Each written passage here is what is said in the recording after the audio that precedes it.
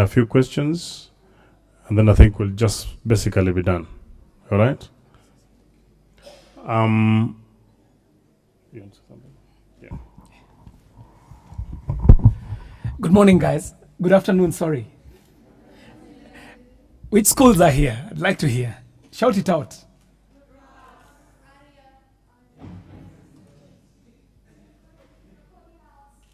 I hear Brookhouse, I hear Aria. Which other school? The James. James, Cambridge. Which other school is here? Okay, what you do, I think there will be people who you have selected who will say something for your school. And how we would like to do it is, first, let's first just know the lay of the land. Where we are seated is where the clerks sit, the clerks of this parliament sit. So normally myself and Honorable Engineer Nyamita are normally seated where you're seated. Right behind us is the main seat, and that's where the Speaker of the House sits. So when you get an opportunity to speak, because you can speak from where you are, that microphone will be live. But if you feel confident enough, you can walk up to what we call the dispatch box, and it's right there. And you can use the big microphone. Traditionally, that used to be where members used to address the House from. But now, because we've gone very digital, every member has their own microphone at their desk. So choose where you want to speak from. So as Honorable Nyamita has said, I think it would be in order for you guys to let us know who is in the House and what brings you here. So I think we'll start with ourselves because we are the hosts. My name is Engineer Mark Nyamita, a Member of Parliament for Uriri constituency in Migori County in Kenya.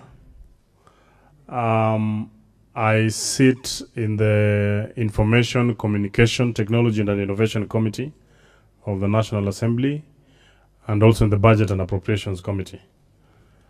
My colleague will introduce himself. Thank you very much. My name is John KJ Carrier. You can just call me KJ. And I'm a member of parliament representing a constituency within Nairobi County, and the constituency is the Dagoretti South constituency. I'm a member of this august house, and I also sit in the Committee of Information, Communication and Innovation. So we are your hosts today. Our chairman, unfortunately, has traveled, so he won't be joining us, but you're in good hands with myself, Engineer Nyamita, and the person who's just about to introduce himself. Thank you. Yes, good afternoon. My name is Nicholas Emejen. I'm the Deputy Director in charge of committees in the National Assembly. I'll be giving you an overview of what takes place in the Assembly sometimes later. All right. With us, we have the media relations lady for the committee, Deb. Yes, Mheshimiwa. Okay. Good afternoon, all.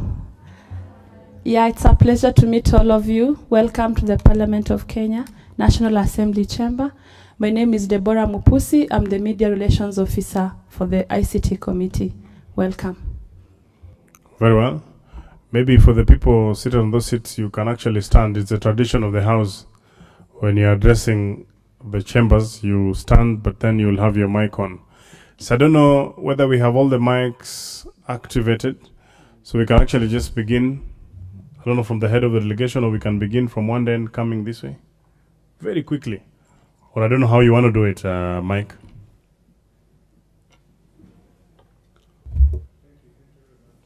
Just put on the mic. So you press on the mic. Yeah. Yes, for the mic to work, the rest have to switch off their mics.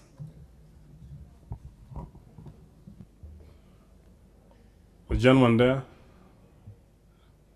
Good. Maybe just hold on to it.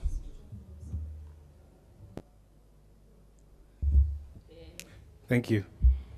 Thank you very much, honorable members. My name is Michael Muronge. I work with Google here in Kenya. I would like to call upon the leader of our delegation here today, who will introduce himself and to make an effective introduction of all the persons who are represented here. He'll also perhaps call upon every school representative that is represented here to say the name of the school. And because we also have government officials from Nigeria and from South Africa and from Kenya as well, to also speak the name of the institution that they represent. So I want to call upon Mr. Alex Gakuru, the Executive Director of Code IP Trust, a non-governmental organization that is based here in Kenya working on content development and intellectual property, who is the leader of this delegation. Thank you very much. Guys, it's a custom to acknowledge someone by stamping your feet, so feel free to appreciate Mike. Do it harder, guys. Within the chambers, we normally don't clap, but you can stamp your feet as hard as you want.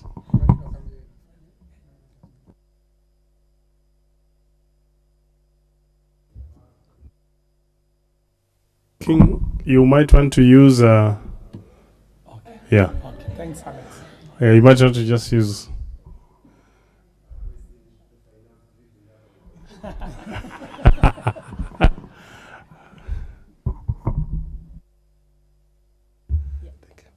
The Honorable Engineer Mark Nyamita MP Uriri, Honorable John Kerry MP Dagoretti, both members of the Department Committee on Communication, Information and Innovation, the National Assembly of Kenya, the Director. My name is Alex Gakuru. I'm leading this delegation on behalf of the Web Rangers. Web Rangers is an initiative that was started by Google. It's to do with peer-to-peer youth empowerment to educate on staying safe online.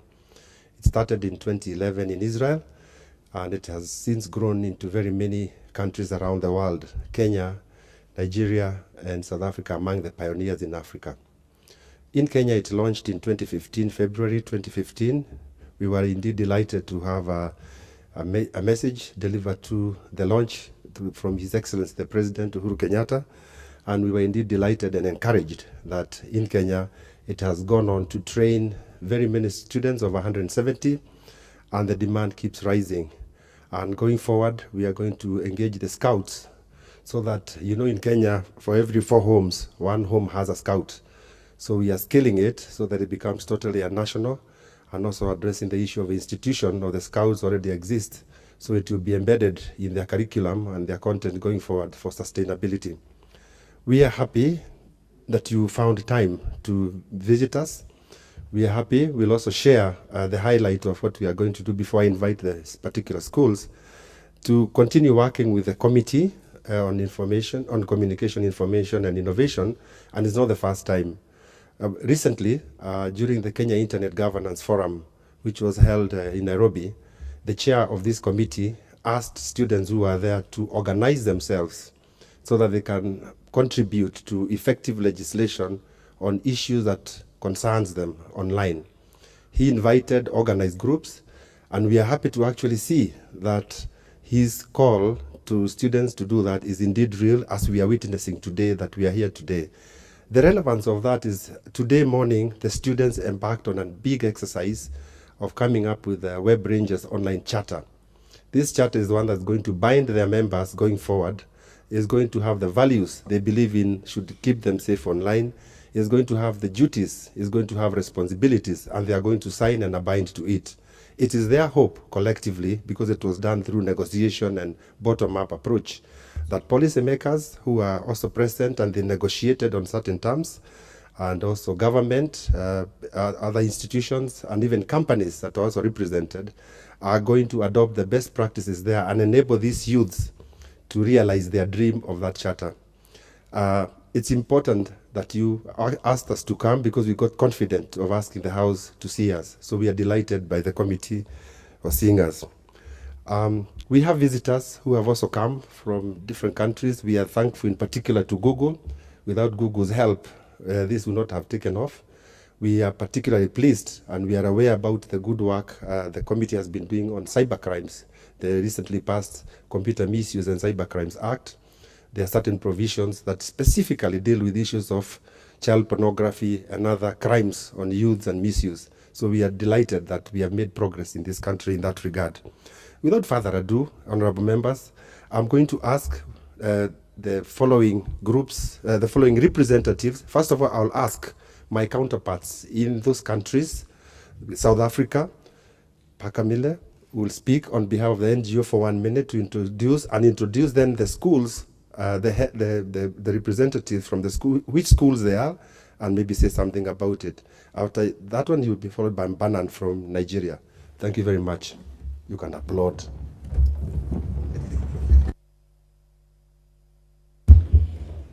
Good afternoon. As Alex has mentioned, my name is Paramile Khumalo. I am the Web Rangers Coordinator for South Africa. And I've come with our amazing 4 young Web Rangers from Parkhurst Primary, from Tabajabula High School, from Macaulay House Primary, and from Macaulay House High School. And we've, as Alex has mentioned, we're delighted to be here and to engage on issues of online safety and internet governance with our young people is really amazing. Thank you.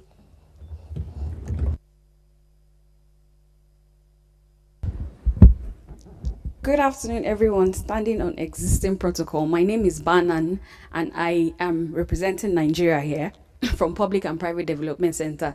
And I'm here with Deeper Life High School students from Nigeria. I have Miracle, Samuel, Wave, Daniel, and Miriam here for the Web Rangers Summit. And we're very excited that you hosted us here this afternoon. Thank you. Honorable members, before I complete my duty, it obviously would be wrong for me not to call one person from Google. Before I go to Google, I would like to get the respective government officials and the Web Rangers from Kenya to speak. Oh, the Web Rangers from Kenya, their name or school? Yes, the ones who are here are represented by Brook House School. Please raise your hands, Brook House, wherever you are. I would like, yes, thank you. I would like James, Cambridge. Raise your hands, the 2 students. Aria, raise your hands. Thank you very much. And more on this side. This, at least on that side. Now, we have over 170 students, but there was a limitation. Honorable members, the reason why there are few is because we could not bring many. We had a big struggle. The students wanted to come over 400 and fill the hall where we were meeting, but it could have been unfair to the 4 from Nigeria and 4 from South Africa. So we painfully told them not to come, but it tells you about the spirit and the embrace this has got. So I will then invite, in the same order, from South Africa, you give us a representative to speak on behalf of all the institutions. Please tell us who that would be, and then she will give us somebody from Nigeria. Afternoon again. We have a partner, Diana Schwartz from South Africa, who's a partner and a great resource and tool for our Web Rangers, and she champions Web Rangers wherever she goes in South Africa. She'll speak on our behalf as partners.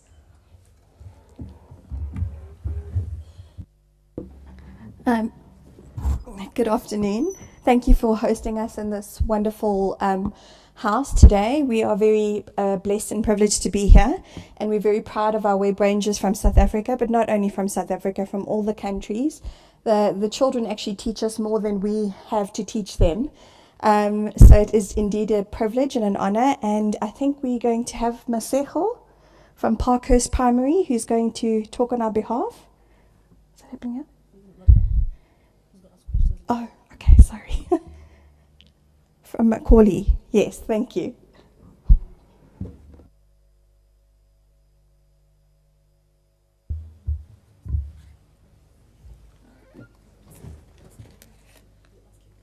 Okay.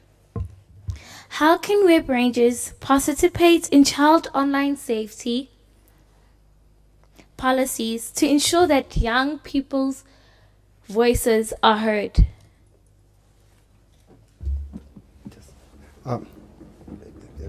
We have not reached that. Maybe switch off. Switch off. Switch off. We, at introduction, we'll come to that if you don't mind. So we want a representative from government, representative just mentioned. That's fine. I think it's a good question. We'll come to the question and answer time, and we'll give you another opportunity. Very well. Okay. So from Nigeria, we have the Executive Secretary of National Educational Research Development Council. They are in charge of curriculum development in Nigeria. Here with us, Professor Ismail. He's right here.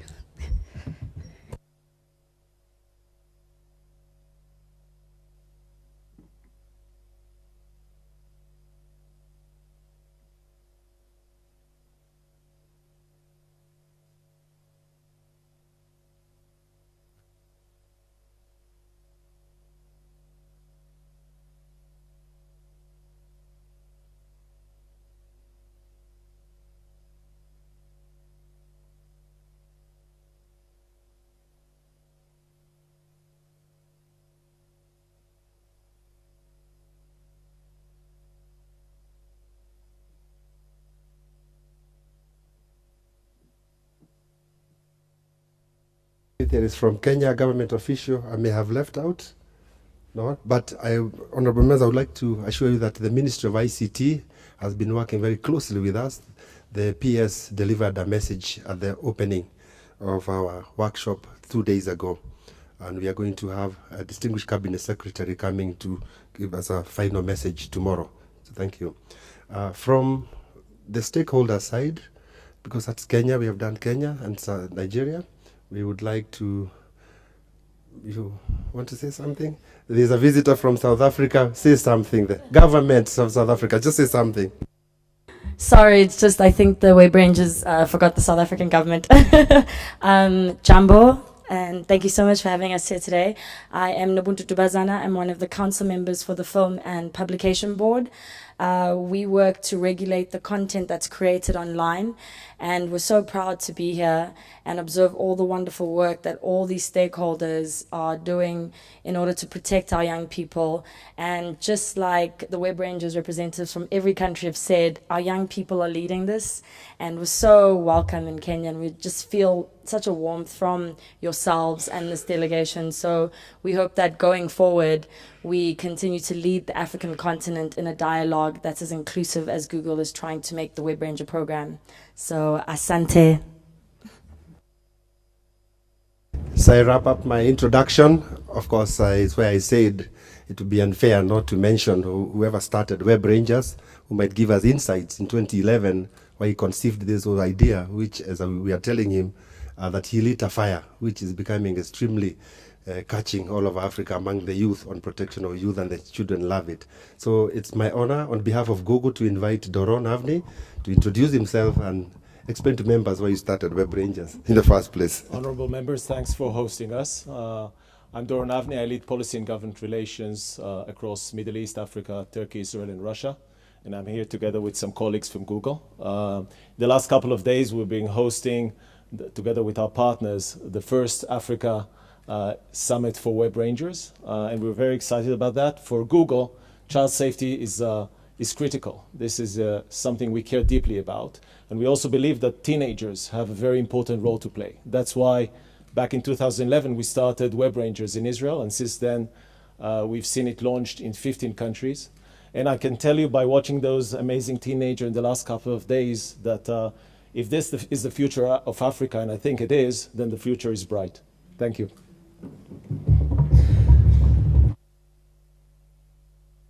And back to you, Chair. Thank you very much, Alex Kakuru, and your team for the wonderful introduction. We'll now give the Deputy Director, who is also the lead clerk for the committee, to probably just give you a bit of oversight of what Parliament and what we're doing. Then we'll go into the Q&A. Yeah, thank you. Yes, thank you, and karibuni to Parliament, or Bunge as we say in Kiswahili. Parliament, as you might be aware, in Kenya is now bicameral. It has the Senate and the National Assembly. And where we are situated at the moment is the National Assembly chamber. And the chamber can be occupied by 350 members. Of course, as you are aware, we have 349 members, and then the Speaker, who is not an elected member per se from any constituency. Where you are seated, we have two sides. Previously, before the enactment of the 2010 Constitution, we used to have the opposition and the government. On the right-hand side, we used to have, that's where the government side was. And on the front benches, that's where the ministers then would sit. But owing to our presidential system, we now have the minority side and the majority side. And members can actually sit on either side of the aisle, depending on whether they want to interact with their colleagues. And following that tradition, you will find that members of the majority side normally sit on the right-hand side of the Speaker, and the minority sit on the left-hand side of the Speaker. Where we are seated, we normally call it the clerk's table. This is why officers like myself sit and be able to guide the Speaker. And behind me is the Speaker's chair. Up front, you'll see there are some benches, and that is what we call the Speaker's gallery. And on the other side, right opposite, is the public gallery. On either sides, you'll see that there are some cubicles on either side of the chamber. Those are diplomatic boxes. Whenever we have a major event in Parliament and we are inviting dignitaries, diplomats as well, then they sit on the diplomatic boxes. Going back to the row that is just ahead of you, you find that there is a ceiling that is separating. There's normally what we call the Speaker's row. When members of Parliament or other dignitaries visit, they normally sit on the Speaker's row, which is actually separate from the Speaker's gallery. Aside from that, in the National Assembly, we have 33 committees. And as you might be aware, committees are actually the engine of any institution or of any parliament. That is where the real business of the House takes place. You find that most of the times you'll be reading, for those who have been reading Kenyan newspapers, that members are not participating in parliamentary business. But what they focus on is the debate in the chamber, which is not really what the actual business is. The actual business is in committees. That is where all the bills go to for discussions, for deliberations, and also for public participation. Because Parliament cannot invite, as an institution, invite the entire members of the public to appear before it. But it's in committees where members of the public can actually give input into the legislation in the House. So we have 33 committees, and these committees have, each committee has a minimum of 19 members. 19 members who are nominated by the House leadership, and that comprises of the majority and minority leadership. They nominate members, and they come, the names are brought to the House approves those names, and then the members become members of those specific committees. Whenever members of the public have a petition, which is allowed under the Constitution, those petitions are read in the House and thereafter referred to the committees. It is the committees that consider those petitions. They invite the petitioners to appear before them to give their views. They invite government agencies to also come and give their views. It is also in committees where the government budget, or the budget is scrutinized, particularly by what we call departmental committees. And once the departmental committees are through with the scrutiny of the budget, then it goes to what we call the Budget and Appropriations Committee, which looks at the global picture of the budget and decides on reallocation of the budget. That does not mean that it is now the Budget Committee that finalizes or passes the budget. The budget must again come back to the House for approval. So whenever there is any business that is transacted by committees, that business must be brought through a report to the House for the House to approve it. Yes, I think I'll just stop at that so that in case there are any questions, then we can be able, members can be able to respond. Thank you, Imogen. An applause for him. I'll give my colleague, Honorable Member KJ, to probably say a word or two. Then I'll say something and then we proceed. KJ?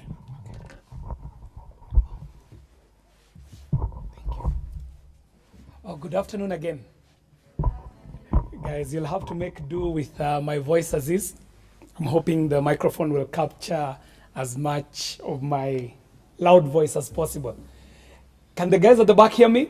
Yeah. You so can? Okay, well done. Now, for this afternoon, actually, we are more keen to listen in to your questions and respond to them. So what you will hear me talk about and what Honorable Engineer Nyamita will be talking about are actually conversation starters. And on my part, I'm very impressed to see guys in high school and guys in primary school who are keen to know where the world is going. But more importantly, guys who are keen to take a role in shaping the world for the future. The few things I'd like to talk about are things that you're learning in school. And I'd want you guys to think about them anew after this visit. And I want to talk about it in the context of revolutions that have happened in the world over the years. And specifically, industrial revolutions. And I know in school, in history class, you're talking about the industrial revolutions in detail. I just want to recap that and quickly talk about the journey that we have walked as humanity, as people, and take you back to the first industrial revolution. In the first industrial revolution, man stumbled upon fire. And with fire, they were able to start doing a few things. But most notable among them is that man stopped depending solely on agriculture for livelihood. Because before then, man was just depending on farming the land and bringing up animals. So when the Industrial Revolution happened, man was able to do one very important thing, and it is called mechanizing. They were able to mechanize. Machines were made. Simple machines could have been tools. It could have been a lever. It could have been a simple hand pump to pump water. It could have been something that they would use to grind their flour, to make their food, and so on. And later on, as the Industrial Revolution was going on, they were able to mechanize en masse and make industries. These industries at that point were being run mostly on steam. Steam engines, where they would heat water, waters would drive turbines, and these turbines would drive the machine. And that was the first Industrial Revolution. The second Industrial Revolution was actually a real revolution. Read your history, find out about great men called Thomas Edison. But my favorite, and guys, I would want you young guys to read about him. This guy is a revolutionary. His name is Nikola Tesla. You need to know Nikola Tesla if you're interested in your computers. He is a brilliant guy. He's a thinker, but he was also a very serious doer. Now, what electricity did is that it changed the game. All of a sudden, people started believing in things that they could not see. Can you see electricity? But if you touch it, you will feel it, isn't it? So you can imagine people coming from a generation where they believe that anything that you cannot see is in the realm of superstition and things that are of the occult. And all of a sudden, electricity is doing these great wonders. In fact, how it is spoken about is that electricity brought the light of day to night. Now, the second industrial revolution was massive. That one now heralded everything else that we're building on today. You can imagine life without electricity and how it would have been. Now, the third industrial revolution is when electronics checked in. But most importantly, in the second half of the 20th century, we got into the digital space. And that was massive, guys. That was massive. How massive was it? In 1996, I was a teacher. I was teaching guys your age. And I was teaching computers.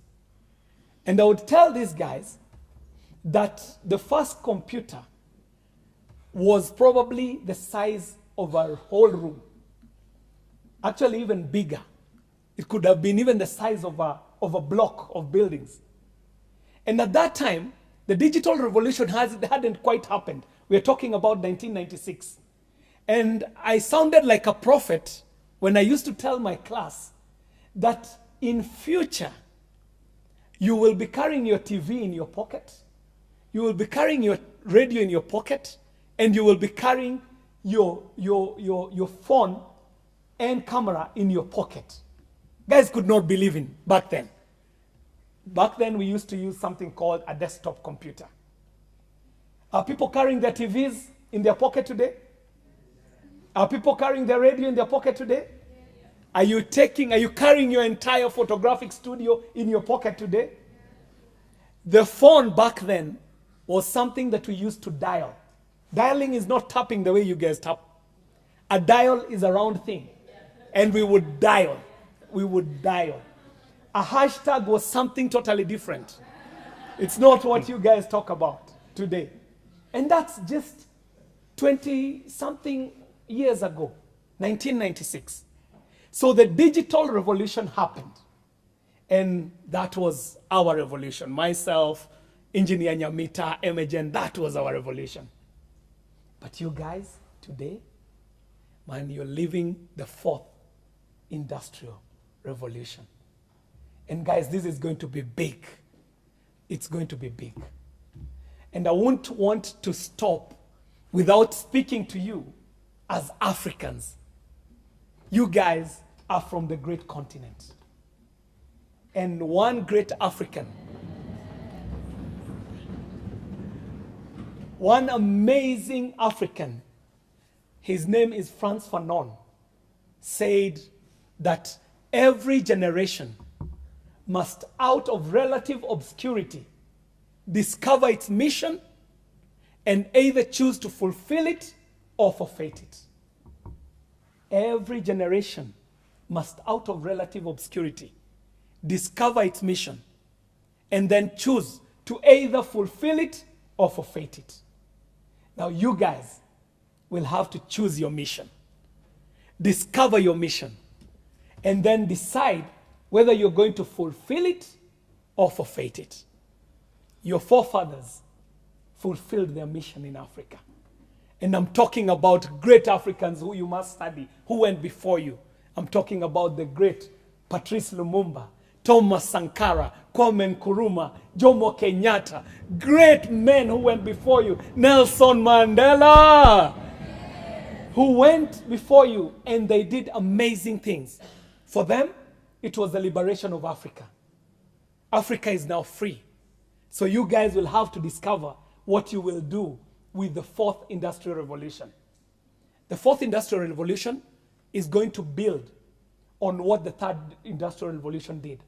You guys will build on technology to a level where it will be so hard to distinguish between the physical and the metaphysical. We're heading towards, actually we are already into what we call artificial intelligence. How many of us in the room know Siri? Siri? Okay, Siri is just a small sneak preview. Okay. We are here, we're in the house. We are here. Awesome. So, as we head into the fourth industrial revolution, you guys will have to choose what great things you're going to do, not only for yourselves, not only for your country, not only for Africa, but for all of humanity. And I hope that is why we are here this afternoon, to start the conversation. So don't worry about the fear that is being trended out there, that technology is going to come with its monsters and its demons. We have the Rangers here, don't we? And the Rangers will make this information technology, artificial intelligence work for good, isn't it? If that is not your mission, then you will have to redefine it as your new mission, to make the fourth industrial revolution work for good of humanity. Thank you very much, ladies and gentlemen, and welcome to the 12th National Assembly of Kenya. We are the members of the 12th Assembly, and we stand here knowing where we've come from, but very fascinated about where we are going, especially with your generation. So thank you very much, and I hope I'll be hearing some questions from you guys. Thank you. Thank you very much, KJ. KJ should have told you that he's also the parliamentary chair of the Scouts movement. Oh, yeah. Yeah, so when I had Alex speak about it, I think you are in very safe hands. Yes. And he's a teacher at it. I will not go into a lot of details. I think KJ has given us a very good background. But I just want to make it a bit simple. That I think of, I am a member of parliament, I am a husband, I am a father. My eldest son is actually 18 years of age. And some of them are, I see some who are the ages of my children here. Every single morning when I wake up, either the young one who is 3 years is going down the stairs, I'm a bit careful, hey, hold on to the rails, you might fall down. When he's playing and there's a glass on top of the table, I keep on asking, hey, take away the glass because it might fall down. When he's going out to the fields or the small garden behind my house, I'm just checking around whether everything is okay. If it is a dog, I must ensure that the dog is actually immunized so that it is safe. And basically the food, if something falls down and is a small baby is trying to pick it, we are just basically very worried. And I see even the slightly older siblings getting very worried. Every other time when I leave home and I'm going back to the constituency, my children have a habit of sometimes praying for me, and they'll pray and say, Daddy, go safe. We hope to see you when you're back. And I'll tell them, okay, you guys also be good. And every time, including, I'm sure your parents told you as you're coming for the trip, for the day trip, for those who are doing the day trip and for the ones who've done the international trip, stay safe and do the right things. We also keep telling our children, when you're going into school, keep the right company. Ensure that the environment that you are in is the right one. You know, if there's this famous saying that if you want to fly, hang around the eagles. You know, the bird, the chicken are also birds, but do they really fly high as you'd want? So you hang around the eagles if you want to fly. So I tell you, keep around. So basically, we all want a safe environment for ourselves. Even as you're driving on the road, you're saying, oh, that route is very risky. Let's use this other one. Now, before, you know, the history that he talks about of internet, and now that's a space we are living in. Because today, every single thing you want, the first step is on your phone and is on the internet. So by the way, I want to buy shoes. Let me check. It's all here. I want to travel to Kenya. For those who are coming from Nigeria and South Africa, I want to travel to Kenya. I'm checking what is this Kenya about. We're going to go to Parliament. Where is Parliament? I am sure that even when you are told you're going to be met by Honorable KJ and myself, some of you might have actually just checked. Is this gentleman, who am I going to make? And this is all on the internet. So really, today, in this generation and in the world that we're actually living in, everything is on the virtual space. Then that virtual space must be really safe for us to all be there. It must be safe for the child, it must be safe for the parent, and it must be safe for everything. If you talk about business, all the business is actually happening online. Transaction on the bank, every single thing is moving there. And therefore, I was quite delighted when I got this invite that you are coming here and we would have the occasion to talk to you, and that we are having the right people talk to the right people. Today, when I go home on my phone, I know most of you have phones. Me, out of policy in the house, again, I have told my children you get to 18 is when you have a phone. But I still have trouble keeping off my 3-year-old son off my phone. Daddy, can I play? I want to see, I don't know what, I want to look at cartoons and things. And every other time I say, hey, just hold on. The ones I want to password, I want to lock, I lock. Then I just, okay, you only play the ones that I've downloaded. Okay? I know my brother whose son had a phone and he told, don't try WhatsApp, don't try social media pages, you can only do particular games and you're restricted. Everything is here. That we are having young people now become the prefects of our fellow young people is really something commendable, and I want to applaud Google for this very brilliant initiative. That we are having young people acknowledge that it is good to be in a safe environment and becoming advocates of safety online is something that we really want to encourage you. And how I wish that this can be as part of our curriculum, like you've said, so that our young people, you know, my young child, after playing with my phone, the first safety is that he can at least lock it so that it doesn't dial itself. At least over this, because even in the house, he knows I cannot touch electricity because it's dangerous. So he can know that there are certain sites I cannot actually go on to. And just becomes accustomed to that these ones I cannot go on to, this one is bad. And if they are told by their brothers, because they always do what this generation, now we see my 13-year-old will always want to do what the 18-year-old is doing. The 3-year-old will always want to do. So if you become good ambassadors to your siblings, and I hope you know what I'm talking about. Even I see dancing in the house. When I see, I don't know, a new dance style has come, I think a new dance style has come and the older boy is dancing, the younger one is also just trying it out. Gwara gwara, you know, I've seen gwara gwara happening. Yeah, am I talking to someone here? Yeah, so I see some of those things. So if you take the lead in showing the younger generation, your peers, and even us as your parents, that this is not the right side, this is not the right thing to do, it's a good thing. For us sitting here as a National Assembly, what's our role? You know, the Kenyan government is run by 3 arms, and I think like many other governments. There's the judiciary, there's the executive, and there's the legislative arm. We think the legislative arm of the government sits in between us and the executive so that we don't box each other very much. But here, we decide what the executive does. We pass their budget, they bring for us their policy, we pass the laws that govern how everything else operates. And one of the things in the ICT committee that we have decided to do is that we want to look at the whole picture.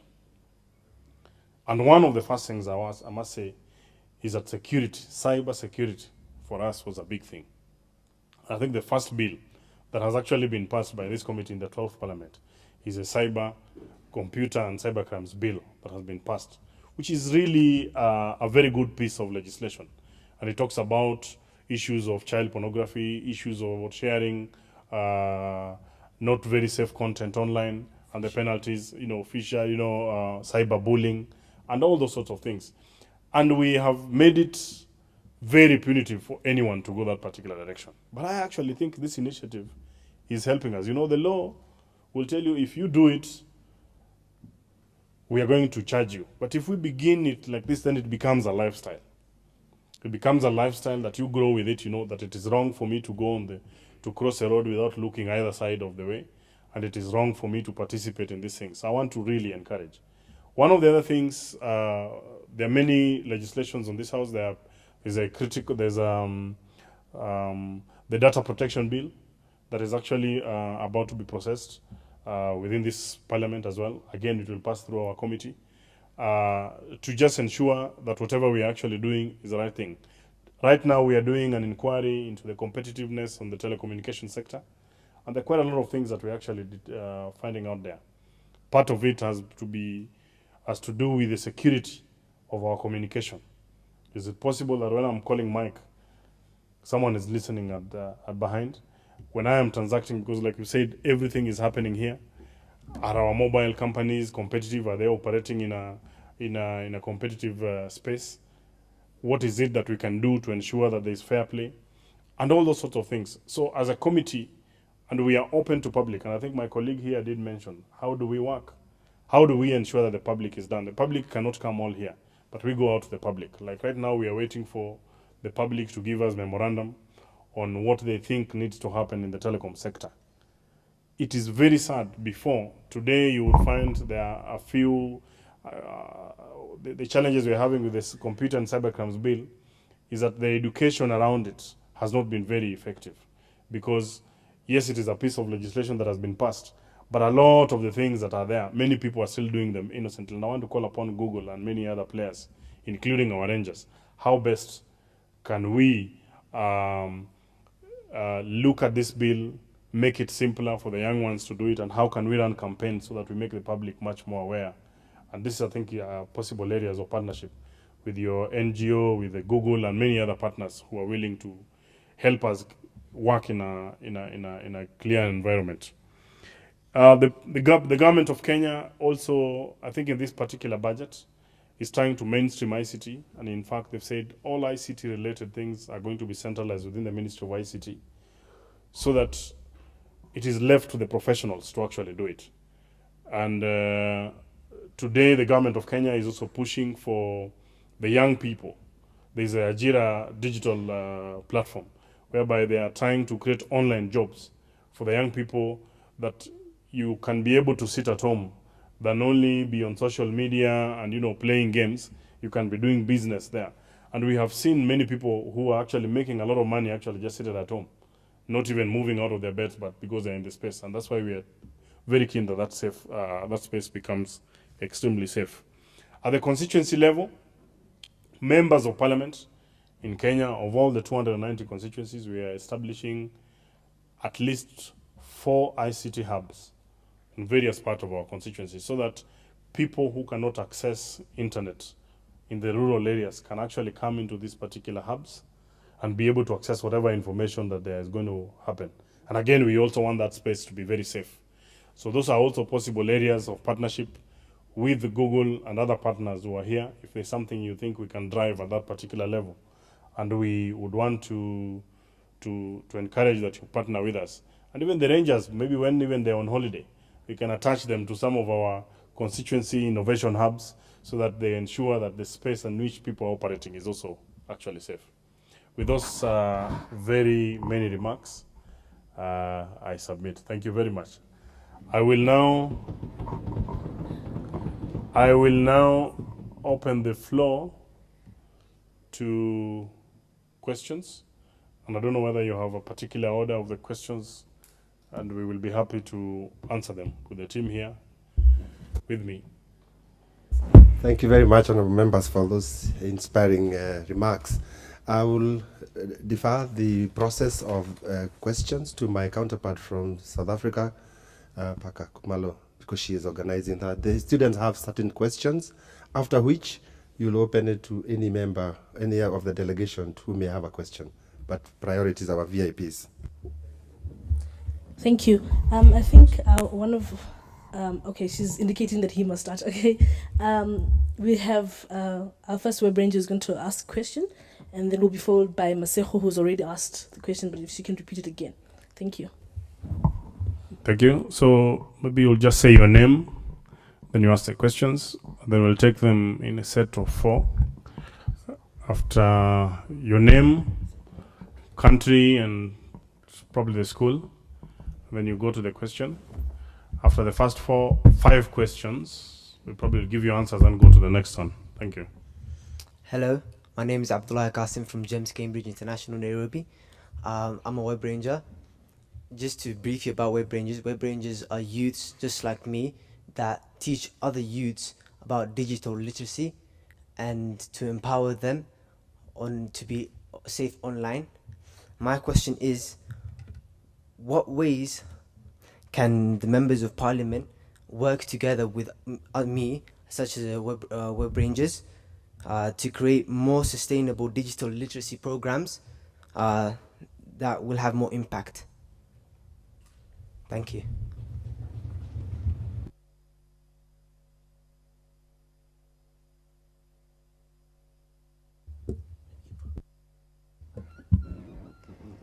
Good afternoon. My name is Masejo and I'm from South Africa, Gauteng. I am here to ask questions about how we can put a full impact to reaching our goal. My question today is, how can web rangers participate in child online safety policies to ensure that young people of the youth voices are heard.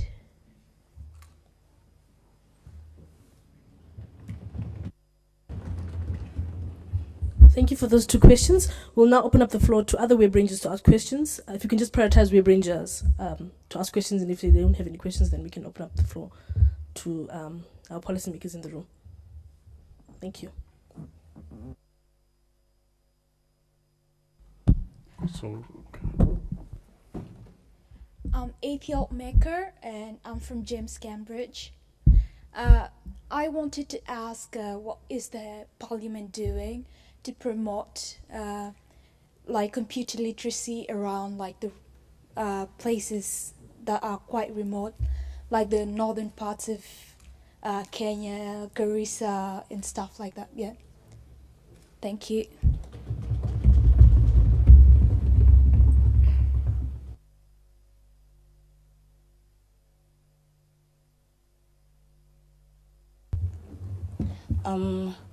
Good afternoon. I'm Miracle. I'm from Nigeria. Well, my question is it possible that web rangers could like help the government with resources and like knowledge on how to propagate internet safety? Thank you.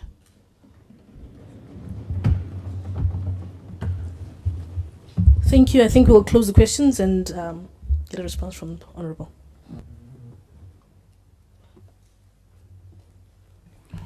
Thank you. I'll just answer maybe 2 questions, and then my colleague will also answer. I'll take the one from the lady who's asking what's the government doing, or what's Parliament doing in ensuring that we have access in the remote areas. And I just told you, one is that the Kenyan government, I think the Parliament has actually approved a budget for the Ministry of ICT, which is the executive arm of the government, which is going to roll out about 2,500 kilometers of national fiber optic to the rural areas. And this is a backbone fiber, and they're going to begin doing last mile connectivity to at least every district headquarter, if you may. I just mentioned that members of parliament in every single constituency, we are creating about 4 ICT hubs, and we do hope that once the national fiber optic reaches some of those areas, then we'll be able to deliver internet. Within the hubs, we are going to have a training center for the young people who have a struggle to access internet. And there'll be training, they'll be taught about safety and all those sort of things. Number 2, on the same question, is that we are encouraging the Communication Authority together with the telecommunication service providers and other service providers in the ICT industry to ensure that, because access to information is a human right under the Kenyan Constitution. And we are saying that even in remote areas whereby probably the economic power is lower, the ICT Authority, through a fund they're calling the Universal Service Fund,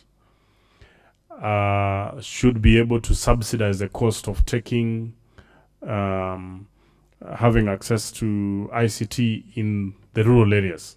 So to that end, we are working with CA, and also we are working with government.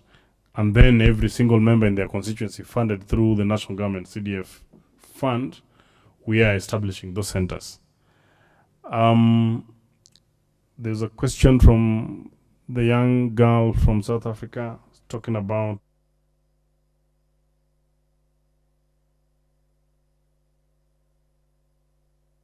is many a times I think the young person, the young people here have actually been ignored when we are making policy. And I think for us, we'll take it up as a recommendation during public participation. How about we involve even the web rangers, because at least they have known and they know what happens for the young people. So I think during public participation, we probably will try and establish, and we'll work with our with the liaison office here and try and see how the young people can also give their views on, especially the ones who are web rangers, because they know what is safe, what is not safe, and what they've been able to be exposed to at a younger age. So we involve them and probably pick in their memorandum. And at this time, I want to tell you also, we will accept as Parliament, even if we received also petitions from the young people on issues that are affecting you that you think Parliament can come in. I'll let my colleague take the other two, if he may. There was a question from the gentleman from James Cambridge School, and he's asking, how can web rangers participate in Child Online and make sure that the youth voices are heard? And I'd like to say that you've already taken the first step by organizing. In fact, the most powerful thing you could ever do is to organize around an idea. And here are young people who have already organized around an idea. When you organize around an idea, now you become a voice that people can listen to. If you had walked into Parliament and said that you want to meet the Committee on Information, Communication and Innovation on your own, chances are no one would have listened to you. But now, because you've organized into a formation, into a group, into an organization, you already have a voice. The next thing you need to know is to find out what government is doing, because that's where the opportunities are. And one opportunity is what Mheshimiwa Nyamita has talked about. Public participation is going to be your low-hanging fruit. The moment we call out memoranda, because Parliament does call out memoranda from the public, because in the Kenyan dispensation, public participation is a requirement by law. So whenever you see these memorandas being invited by Parliament, you can actually put in your memoranda as web rangers, and you will be listened to, and your issues will be considered. And in fact, if they are good ideas, they will be taken up. The other thing is, I hope that you will get an opportunity to also interact with the regulator. The regulator is Communications Authority of Kenya. They were called CAK, but now they are called CA. They rebranded to CA. CA is currently running a campaign, public campaign, called Child Online Protection.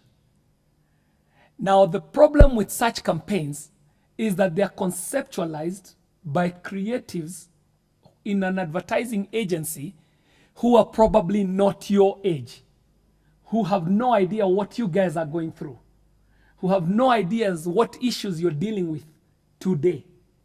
So I think it would be a good place to walk into and say to them that you're web rangers and you're actually out here sweeping the web for good, and you think you should be the guys consulted on child online protection campaigns.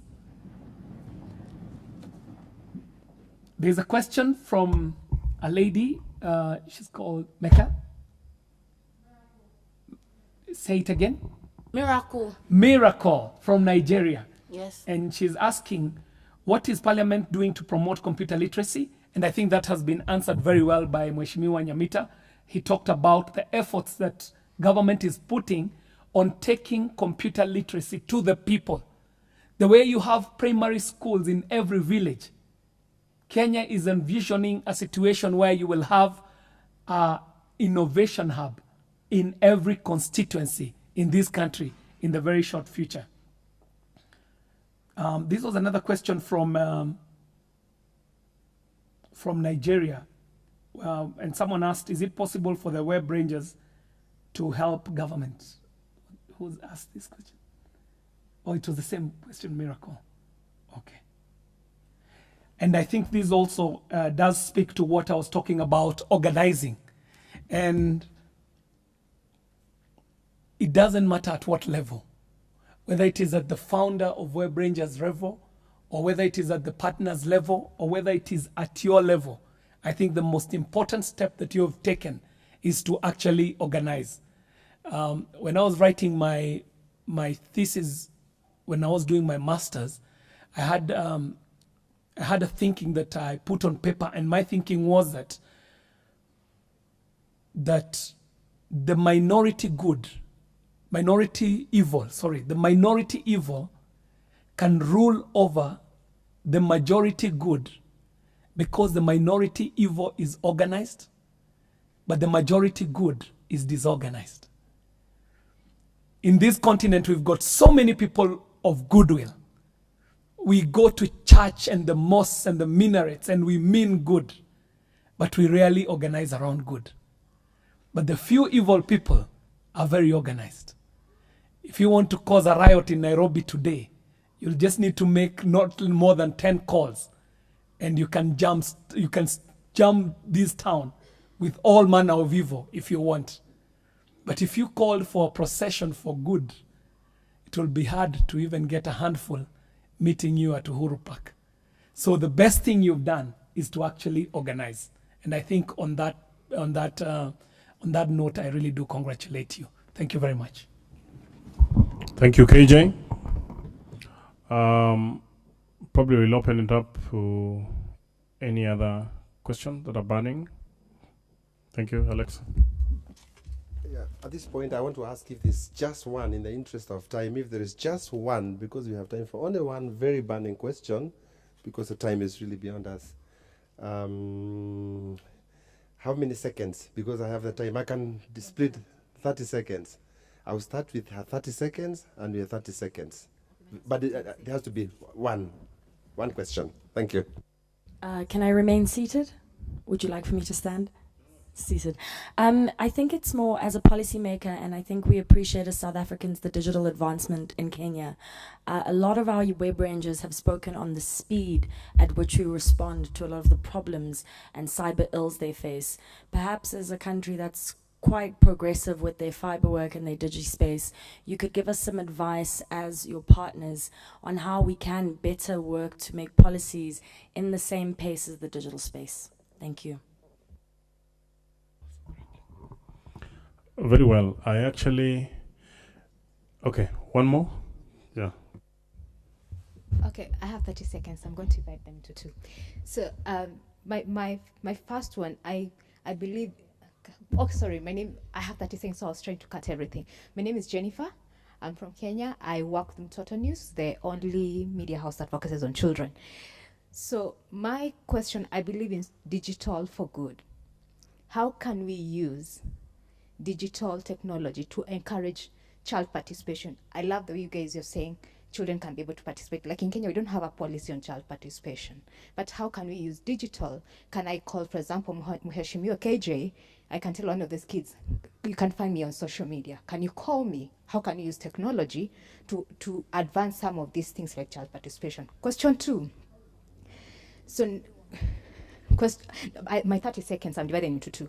My other one is, you've mentioned about the cybercrime bill, but it's in court, and most of the parts that have been flagged out have to do with children. What are you, as the ICT committee, doing about it? Because it's really hurting children. Thank you very much. Thank you. I'll just weigh in on the 2 questions, then KJ maybe might want to add something, unless MJ, you also have something. Let me start with the last one.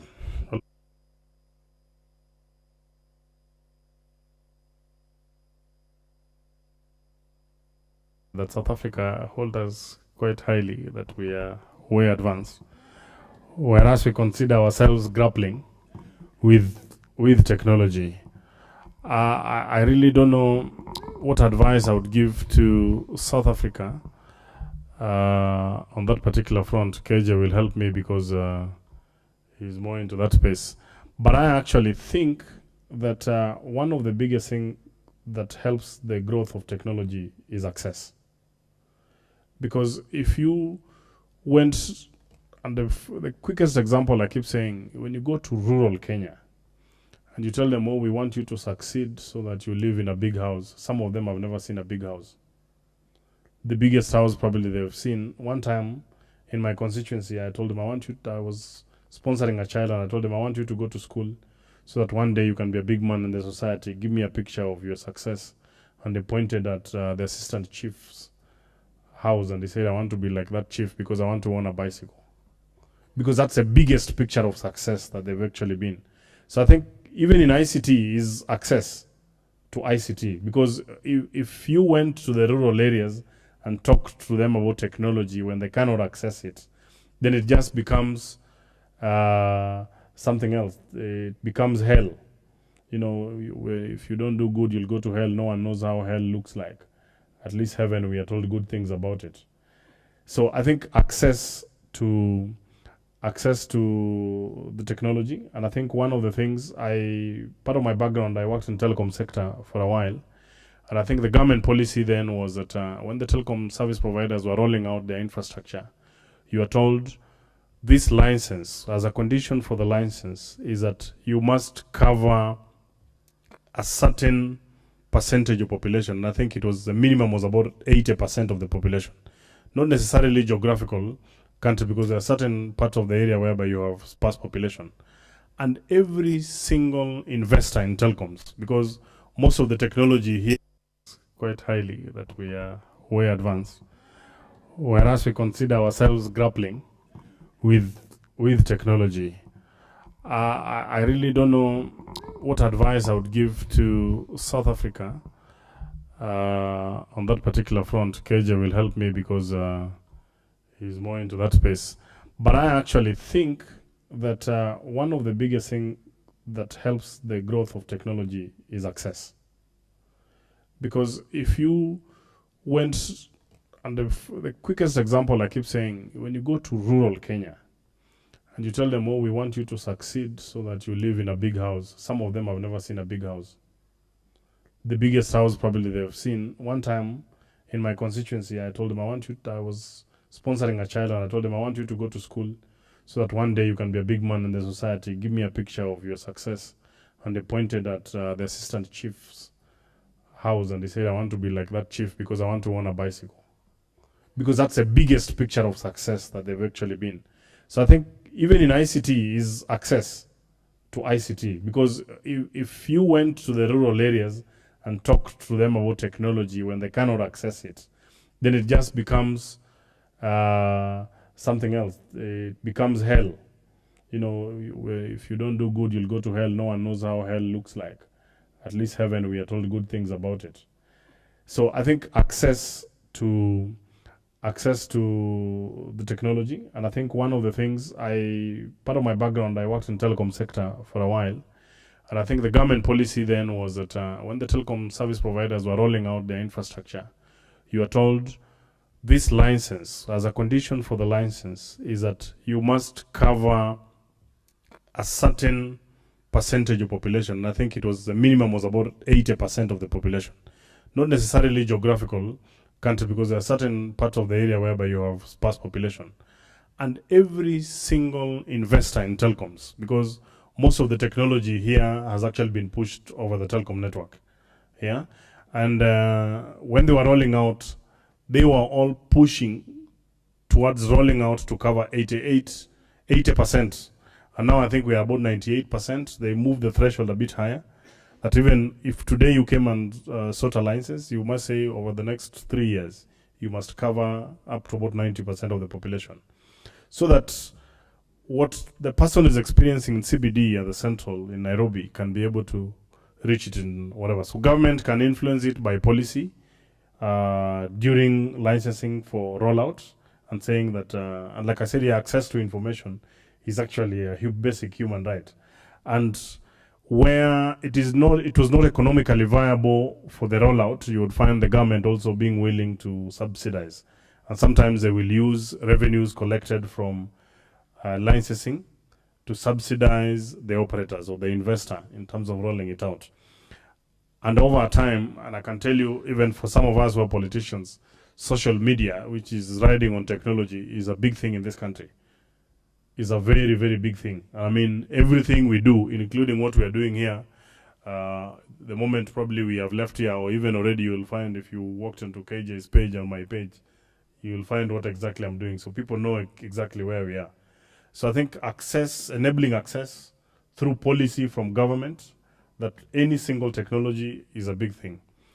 Back to what the lady has spoken about on the cybercrimes bill that we passed, and it's in court, and it's true, most of the clauses are being disputed, touch on the children. As members of parliament, we have, because when we pass legislation and it goes, it's a court process. And of course, because we passed it, we are also an interested party, and I think we have retained lawyers to try and actually push this. It's just that we are a bit constrained legally to go into a consensus even with the judiciary to try and address some of this. Because like I told you, the judiciary, because once we pass it, the people to execute it is the executive. And the judiciary normally is a referee in between. But part of the things I think they raised have to do also with the high charges, high penalties, which I think we're just giving it time. If we find a small window that we can actually revise them, because sometimes I think we had put them very punitive, we can try and reduce them.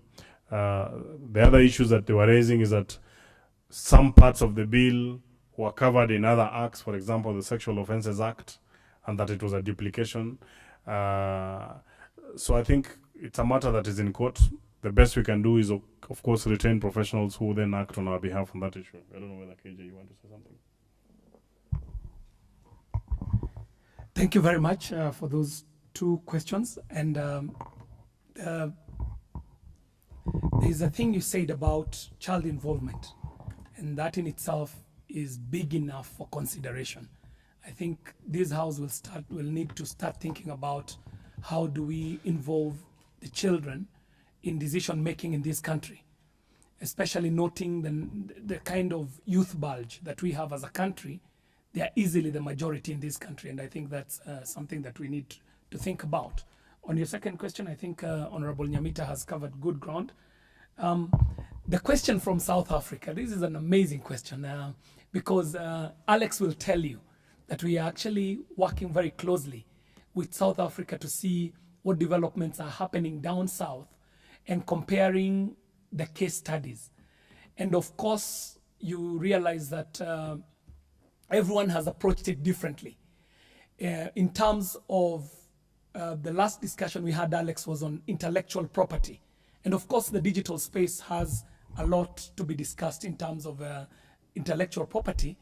And we were saying that your approach as South Africa was to first draw up policy, intellectual property policy, and from it draw the requisite laws, including a bill on intellectual property and copyright and so on and so forth. In Kenya, we put the cart before the horse, so to speak, and that's why we look like we're going very fast, because we started out doing the copyright bill. We are working on a copyright bill while we don't even have an intellectual property policy in place. But then again, there is no perfect model. There is no super model for how to approach these things. And that's why I think it is good to have South Africa visit Kenya and Kenya visit you guys and see what the case studies are. Now, the question about using the digital space for good, now that one puts us in another totally different space, because we will now open up the Pandora's box of morality and values and what is it to be an African, what is it to be a Kenyan. And every civilization has had a problem with whatever technology they invent. From as early as Genesis in the Bible, the technology then was the stone. And you remember it is the stone that Cain picked and killed Abel with. That was a digital space for him back then. Is the equivalent of being killed on social media today or being trolled. But as you go on and you invent tools like the knife, the axe, and you get all the way to where Barack Obama was mourning the television. You remember he was addressing people who were complaining about the content on TV. And Barack Obama once said that the government will not come to your house to switch off the television for your children. You will have to manage your home. So it's the same with the digital space. When we start opening up the conversation on values, then we will have to now have a very big discussion on what our values are as a people. What is right and what is wrong. And what is right in whose eyes? It could be right in my eyes as a pastor or a sheikh, but how does it sit in the eyes of the new generation? So that's also a conversation you need to have when you're talking as web rangers about IT for good generally, or the digital space for good. How do you bring in the conversation on values and morality? Thank you very much. Now it's our time to actually give a vote of thanks. But you have heard our name, Mheshimiwa. For our visitors who do not know what that is, it's honorable in Kiswahili. We have two languages that are used in this, our Kiswahili and English. So Mheshimiwa is the equivalent of honorable in Kiswahili. So the Web Rangers, I think, thank you, Mheshimiwa, for seeing them. We'll work towards the curriculum. We'll address the issues. We are pleased by the inspiration of the speeches and response to our questions, and also the avenue you have opened for us to continue interacting as Web Rangers, and also at some point maybe they'll even bring in their charter from the committee to see the work they have done and what they have committed them to do online. And they'll also participate in places where you have asked them to volunteer on vacations, and there are many of them, and there are going to be many more, as you know, KJ, I understand you are with the Scouts.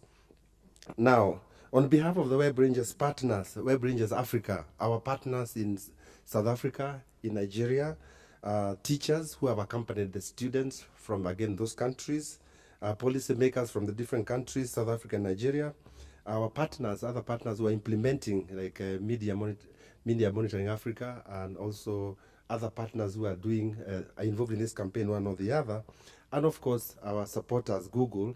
We thank you, the members of the committee, for taking time not only to see us, the Web Rangers and what we are doing, but to organize this memorable experience where I think I can see a lot of head shaking. I think if you think it's memorable, just shake your head. Yes, thank you. So we thank you very much that you...